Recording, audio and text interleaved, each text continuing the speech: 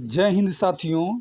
तो आज आप लोगों को हम ऐसा बुक के बारे में बताने वाले हैं कि आप जो एईडीओ का एग्ज़ाम दीजिएगा और एएसओ का, इसमें से अगर आप कर लेते हैं तो एक भी क्वेश्चन जो है ना बाहर नहीं जा सकता है। ठीक है, तो सबसे पहले हम लोग बात करने वाले हैं एईडीओ के।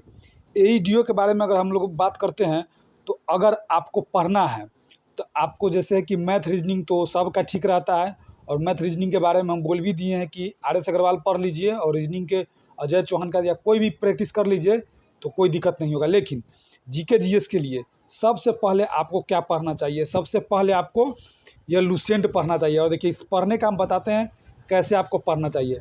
पहले मान लेते हैं कोई चैप्टर आप इस लुसेंट में से पढ़ना शुरू किए हैं, मान लेते हैं यही चैप्टर लुसेंट में से पढ़ना शुरू किए हैं, तो उसके बाद इसको पढ़ने के बाद आपको थोड़ा सबसे पहले इसको पढ़ने के बाद आपको सेट तो लगाना ही है।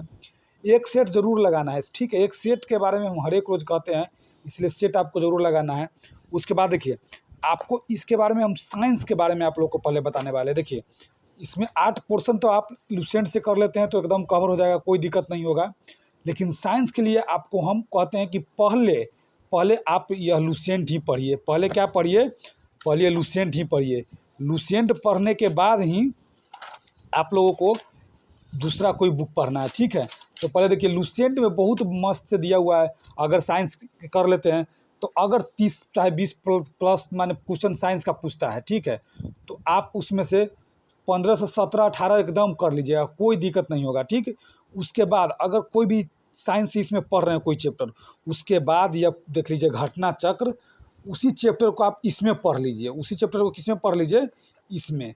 देखिए, घटना चक्र के बारे में हम बार बार कहते हैं कि ये बहुत आप लोग को देखने में इतना मोटा लगता होगा, ठीक, लेकिन यह पढ़िएगा ना तो बहुत अच्छा लगेगा। तुरंत आप पढ़ लीजिएगा। अगर आप लुसेंट पढ़ लेते हैं उसके बाद घटना चक्र बहुत जल्दी आप पढ़ सकते हैं। क्यों? क्योंकि इसमें ऑब्जेक्टिव वन लाइनर टाइप का दिया हुआ है। हर एक पेज में लगभग 5 से 7 क्वेश्चन है, हर एक पेज में 5 से 7 क्वेश्चन है। लेकिन वहीं लुसेंट के निकालिएगा तो एक पेज में आपको 100-150 प्लस होगा क्वेश्चन। तो अब देख लीजिए, इसमें छोटा छोटा करके दिया हुआ है, इसमें बड़ा करके दिया हुआ है। तो आपको एईडीओ का जो एईडीओ का आया है फॉर्म आप लोग भर दिए होइएगा।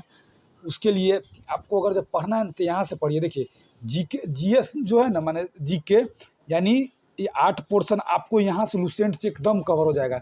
लेकिन साइंस पोर्शन के लिए आपको थोड़ा ज़्यादा करना चाहिए। क्यों?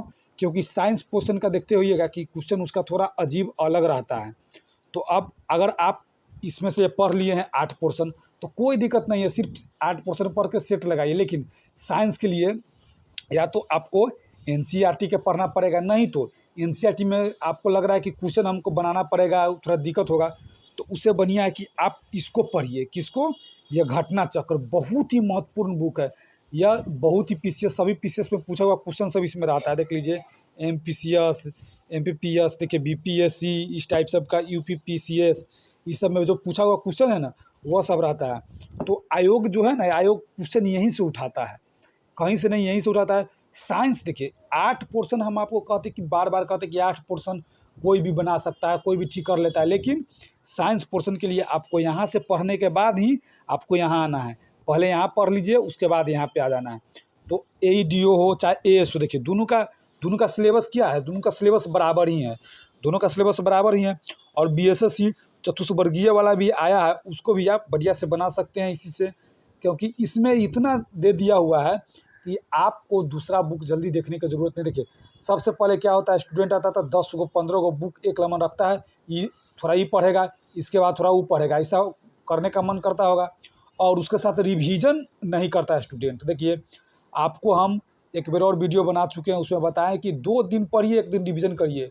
देखिए, और आदमी बोलेगा कि आपको 5 दिन पढ़ना चाहिए, 1 दिन रिवीजन करना चाहिए। बहुत ही गलत बात है।